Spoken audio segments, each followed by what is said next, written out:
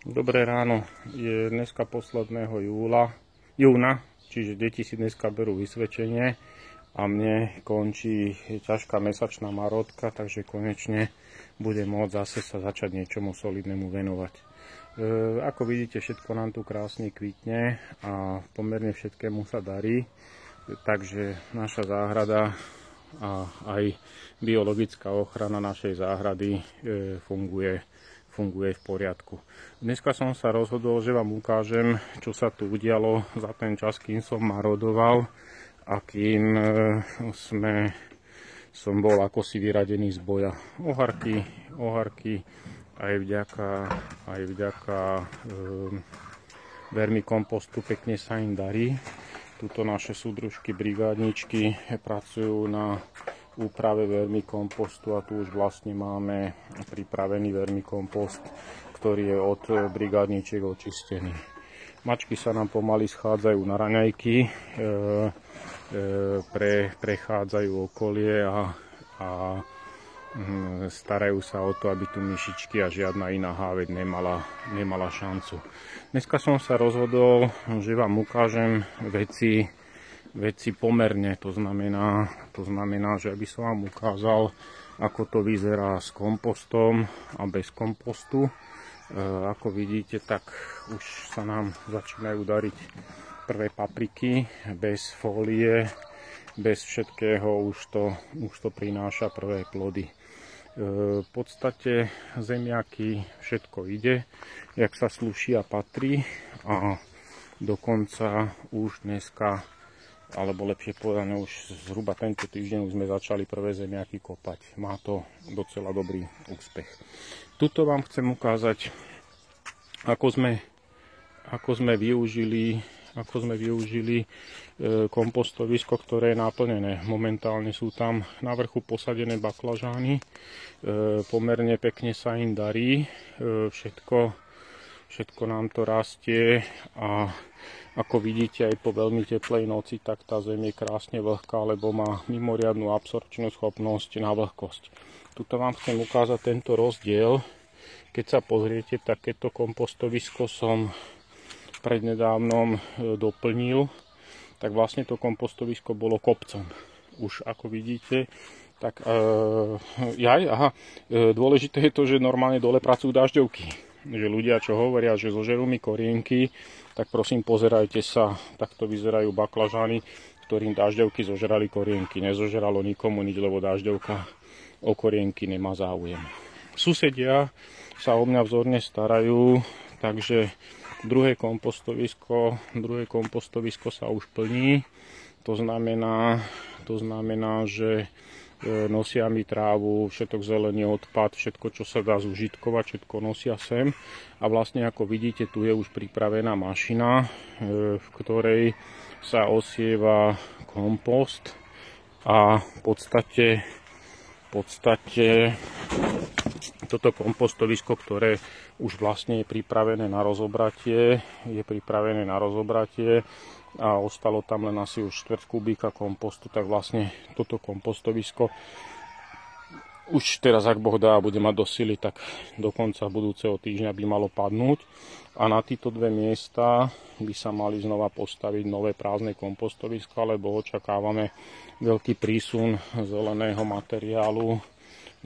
materiálu, už čo pôjdu dole jablčka, marhule, budú sa kopať zemiaky a ja neviem čo všetko, tak očakávame veľký prísun. Pre urýchlenie kompostovania prikrývam ten materiál, jednak aby nevysýchal a jednak aby sa tam vytvorila lepšia mikroklíma, tak takýmito polystyrenovými paletami.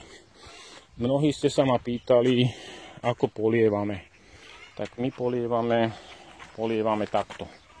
Tým, že je tu zem, ktorá je veľmi ílovitá a je problematické, veľmi ťažko ťahá do seba vodu, a ako vidíte, tak kopec tej vody utečie, už aj z toho dôvodu, že je to na svahu, tak sme začali používať polievanie cez PET flašky. Proste PET flašku odrežeme, ja ju tu mám pripravenú pre vás.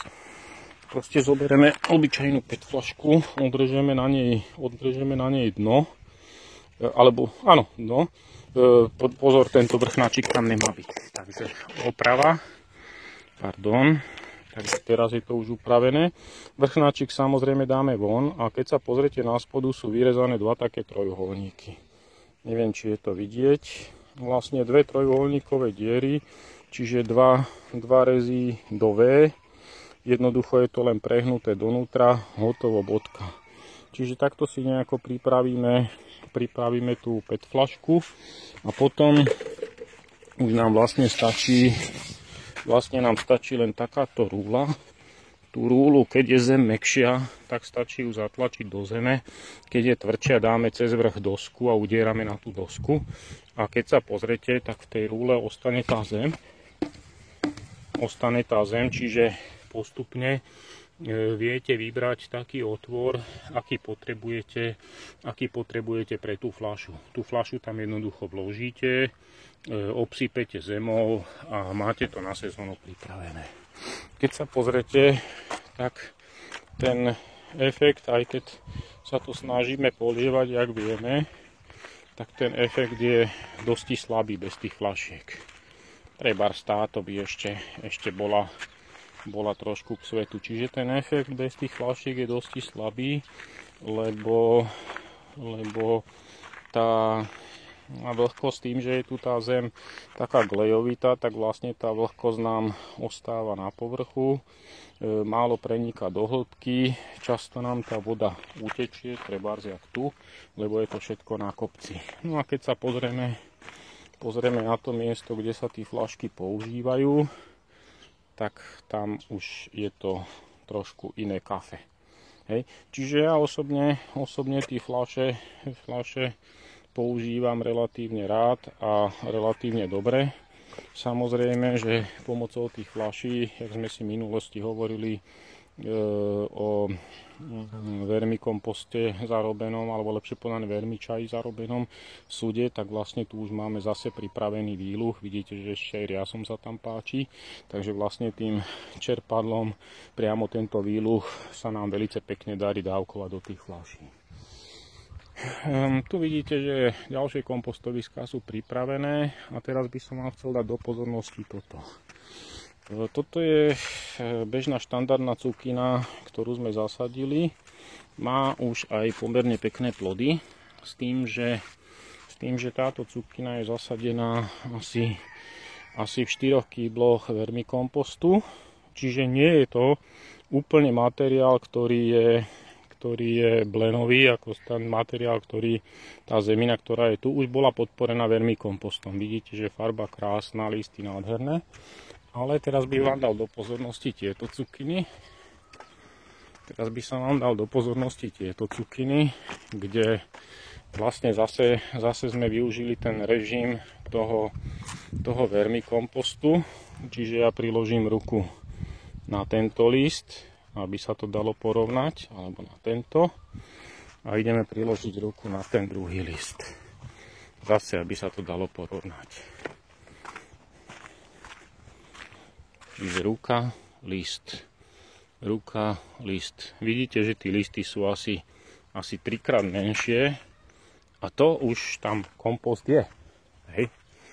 Čiže keď si pozriete, tak zase je tu použitý ten režim, že dole pracujú dážďovky a hore sa krásne darí cukina. Hej. Všetko to tu ide. Ten materiál má fantastickú absorpčnú schopnosť, čo sa týka vlhkosti.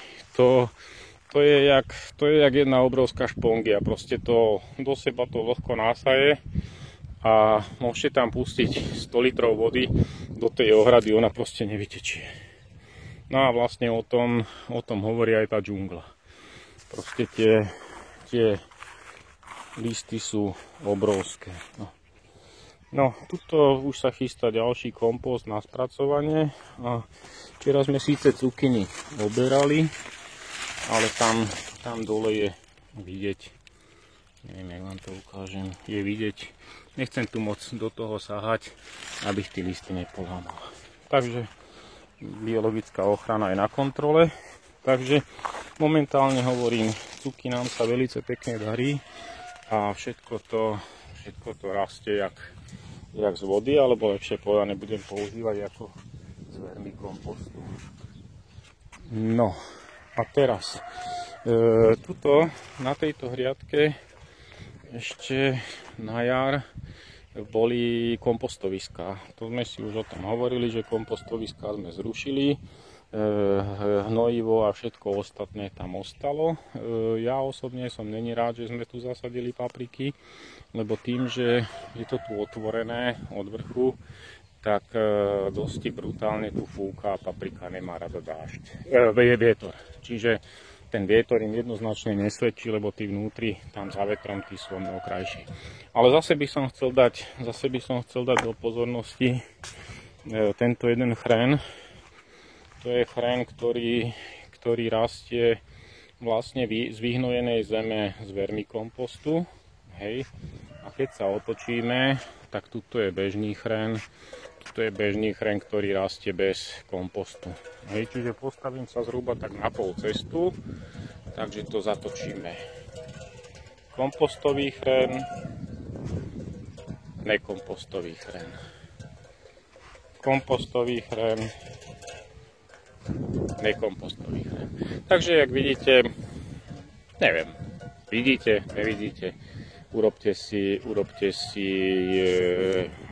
si sami názor.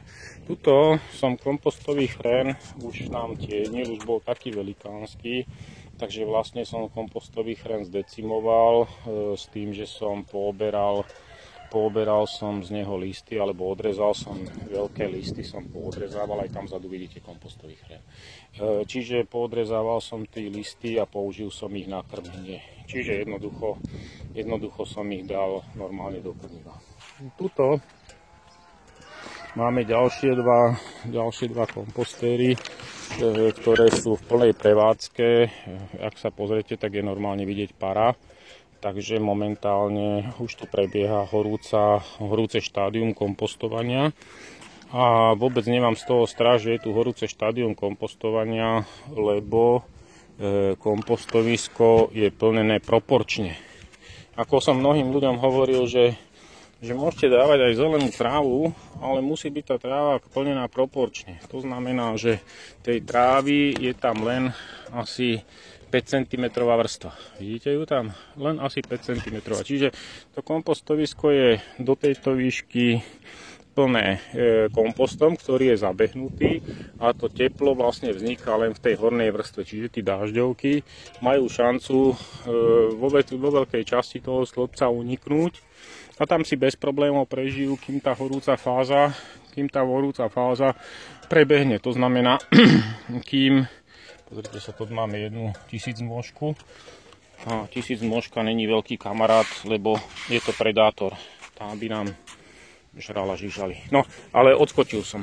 Takže tým, že je to plnené proporčne a to kompostovisko je skoro plné, tak som nemal vôbec žiadny problém s tým, aby som tam dal aj tej zelenej trávy.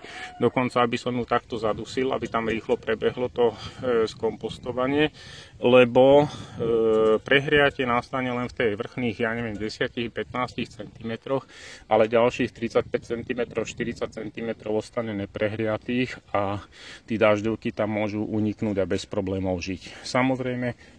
Samozrejme, že zalievam to studenou studničnou vodou, aby som celý ten kompost chladil. No, tu už nám susedia doniesli zbytky cibule, likvidoval sa cesnak, likvidovali sa jahody, likvidovala sa tráva. Čiže je tu všeho chuť. Niekto povie, že cibulovinu nekompostovať, ja nevidím dôvod, prečo nie.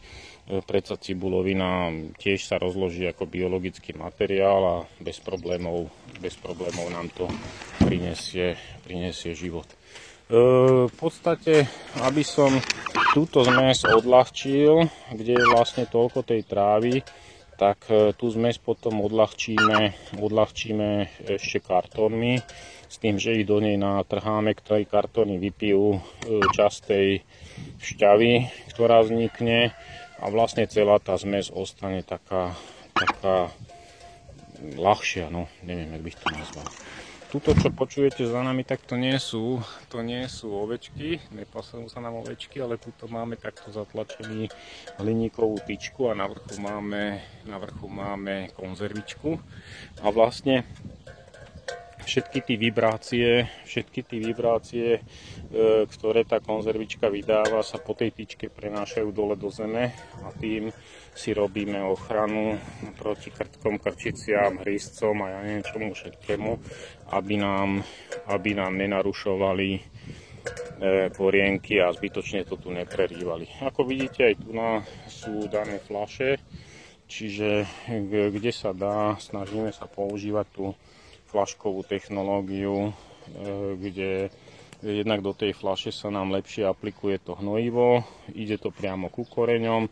Zbytočne, keď sa to moc polieva takto na povrch, tak sami vidíte, že tá zem je taká až glejová, musí sa to potom okopávať. Keď je to poliaté na povrchu moc, tak rastie aj burina. Pokiaľ je ten povrch suchý, tak tá burina nemá voľakú veľkú silu rásť. No. Čo bych vám ešte ukázal, žatva sa nám blíži, zanedlho nám budú kosiť pole, z čoho mám radosť, lebo určite tu zostanú voľaké zbytky biologického materiálu spodobené zo zberanej slámy alebo niečoho podobného. Takže teším sa z toho, budeme to môcť použiť do kompostovisk. Čo som vám chcel ukázať, som vám ukázal. Dúfam, ešte marhulku vám ukážem.